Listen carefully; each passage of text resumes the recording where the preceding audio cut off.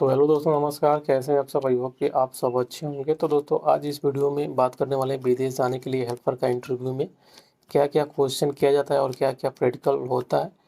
तो इसके बारे में आपको जानकारी दूंगा। और सिविल कंस्ट्रक्शन हेल्पर का इंटरव्यू में क्या सवाल किया जाता है और मैकेनिकल हेल्पर का इंटरव्यू में क्या सवाल किया जाता है और लोडिंग अनलोडिंग हेल्पर का इंटरव्यू में क्या सवाल किया जाता है। तो इसके बारे में आपको पूरी डिटेल से जानकारी दूंगा। और विदेश में हेल्पर का क्या क्या काम होता है तो इसके बारे में भी आपको जानकारी दूंगा। तो वीडियो को लास्ट तक देखिएगा।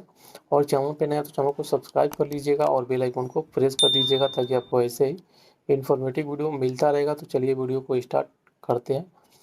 तो दोस्तों, क्या है कि बहुत सारे दोस्त होते हैं जो हेल्पर में विदेश जाना चाहते हैं। तो उनके पास मजबूरी होती है, या तो वो लोग पढ़े लिखे नहीं होते हैं, या जो पढ़े लिखे होते हैं तो उनके पास कोई मजबूरी होती है, तो इसके लिए वो लोग विदेश, गल्फ या यूरोप कंट्री हेल्पर में जाना चाहते हैं। तो लेकिन क्या है कि उनके पास काफ़ी कन्फ्यूजन रहता है मन में कि मैं हेल्पर में जा रहा हूँ, सिविल हेल्पर में जाऊँगा तो मुझसे क्या क्वेश्चन किया जाएगा। या जो लोग मैकेनिकल हेल्पर में जाते हैं तो उनके मन में कन्फ्यूजन आता है कि मैकेनिकल हेल्पर में जाऊँगा तो मुझसे क्या क्वेश्चन किया जाएगा। और वैसे जो लोडिंग अनलोडिंग में हेल्पर में जाना चाहते हैं तो उनके मन में भी काफ़ी सवाल रहता है कि क्या क्वेश्चन किया जाएगा। तो दोस्तों, क्या है कि आज मैं आपके सारे डाउट क्लियर कर दूंगा। तो दोस्तों, क्या है कि जो गल्फ या यूरोप कंट्री में जो सबसे ज़्यादा डिमांड है वो सिविल कंस्ट्रक्शन हेल्पर का सबसे ज़्यादा डिमांड है। उसके बाद से लोडिंग अनलोडिंग हेल्पर का डिमांड है और उसके बाद से मैकेनिकल हेल्पर का डिमांड है। तो दोस्तों, अगर आप सिविल कंस्ट्रक्शन हेल्पर में जा रहे हैं, गल्फ जा रहे हैं, यूरोप कंट्री में जा रहे हैं, तो आपसे जो इंटरव्यू में जो सवाल किया जाएगा वो सवाल कुछ नहीं किया जाएगा। तो बहुत सारी जो बहुत अच्छी अच्छी कंपनियां होगी वो आपसे यही सवाल कर सकती है कि आप हेल्पर में क्यों जाना चाहते हैं। यही सवाल करती है जो बहुत अच्छी अच्छी कंपनियां होती हैं। लेकिन बहुत जो 95% जो कंपनी होती है आपसे कोई सवाल नहीं करती है और आपसे सिर्फ आपसे प्रैक्टिकली करवाती है। प्रैक्टिकली में वो है कि अगर आप हेल्पर में जा रहे हैं तो आपसे 15 से 20 केजी का एक वेट होता है, एक बोरा होता है, उसमें वेट रहता है। उसको उठा के उसके बाद से आपको 15 से 20 मीटर तक चलना होता है। तो अगर आप उस वेट को उठा के चल देते हैं तो आपका सिलेक्शन हो जाता है। आपका यही सिविल कंस्ट्रक्शन हेल्पर का यही इंटरव्यू होता है, आपका सिलेक्शन हो जाता है और आपका सैलरी लग जाता है। तो बात करते हैं मैकेनिकल हेल्पर का इंटरव्यू के बारे में। तो अगर आप मैकेनिकल हेल्पर के में जा रहे हैं तो आपके पास जो एजुकेशन होना चाहिए वो 10th या 8 क्लास तक का एजुकेशन होना चाहिए और आपको बेसिक नॉलेज होना चाहिए। जैसे कि आप बेसिक नॉलेज होना चाहिए और आपको थोड़ा बहुत इंग्लिश मतलब पढ़ना आना चाहिए। तो आप मैकेनिकल हेल्पर में जा सकते हैं। तो उस इंटरव्यू में आपसे मैकेनिकल हेल्पर के बारे में थोड़ी बहुत आपसे बेसिक नॉलेज के बारे में पूछी जाती है कि जैसे कि जो वेल्डर होते हैं, वेल्डर के मशीन वशीन के बारे में थोड़ी बहुत पूछी जाती हैं। जो फिटर होते हैं, फिटर के मेजर टेप के बारे में पूछा जाता है कि आप कहाँ कहाँ पे काम किए हैं। तो उसके बारे में पूछा जाता है। जो लोग रिटर्नर होते हैं तो वो लोग बताते हैं, या जो फ्रेशर होते हैं तो वो लोग नहीं बताते हैं।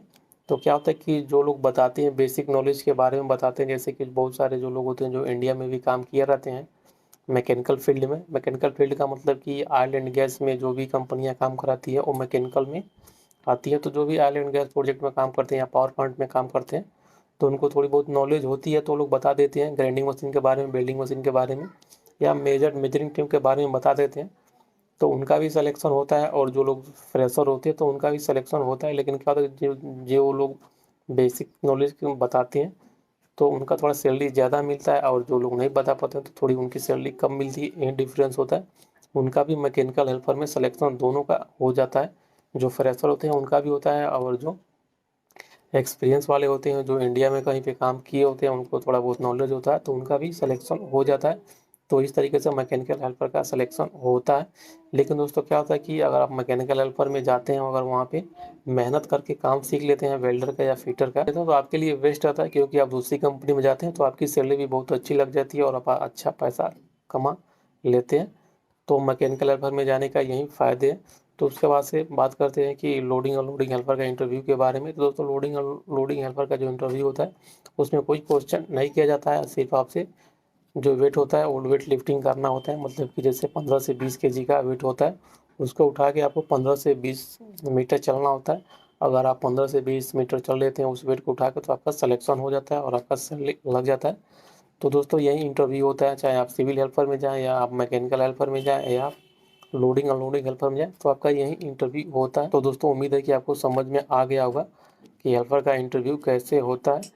तो दोस्तों, आज के वीडियो में बस इतना ही। वीडियो अच्छी लगी हो तो वीडियो को लाइक कीजिए, शेयर कीजिए। अगर आपके पास भी कोई सवाल है तो आप मुझे कमेंट कर सकते हैं। तो दोस्तों अगर आपको भी गल्फ यूरो जॉब की डेली वैकेंसी देखना है तो आप हमारे टेलीग्राम चैनल को सब्सक्राइब कर सकते हैं। तो दोस्तों मेरा जो टेलीग्राम चैनल का जो नाम है वो कन्हैया गुप्ता ऑफिशियल है, तो आप अपने टेलीग्राम पे कन्हैया गुप्ता ऑफिशियल सर्च करके सब्सक्राइब कर सकते हैं और डेली गल्फ यूरो जॉब की वैकेंसी देख सकते हैं।